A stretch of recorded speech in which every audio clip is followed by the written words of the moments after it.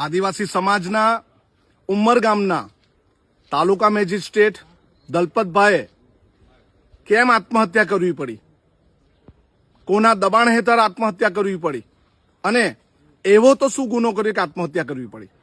પરંતુ ઉમરગામની એક સીટ પર અપક્ષ ઉમેદવારનું ફોર્મ રદ કરાવવા માટે ખૂબ જ રાજકીય પ્રેશર સત્તાધારી પક્ષે આપ્યું અને એ રાજકીય પ્રેશરમાં ન આવીને એમણે સાચું કામ કર્યું અને એમને ધમકીઓ પણ મળી હશે એટલા માટે જ એમણે આત્મહત્યા કરી.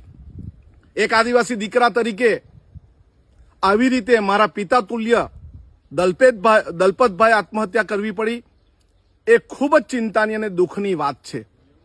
અને અમે આદિવાસી સમાજ આના વિશેની તલસ્પર્શી તપાસ કરાવવા માટેનો એલાન પણ કરીએ છીએ. આવનારા સમયમાં સમગ્ર આદિવાસી સમાજ એમને ત્યાં ઘરે શ્રદ્ધાંજલિ આપવા માટે જશે અને છેલ્લી રાતે એમના પર કોણે કોણે ફોન કરીને દબાણ કરવામાં આવ્યું એ કોલ ડિટેલ પણ ચેક કરવામાં આવે અને એ રાજકીય નેતાને પકડવામાં આવે અને એ રાજકીય નેતાને ખુલ્લો પાડવામાં આવે જેણે એમને આત્મહત્યા કરવાની દુષ્પ્રેરણા આપી હોય એને.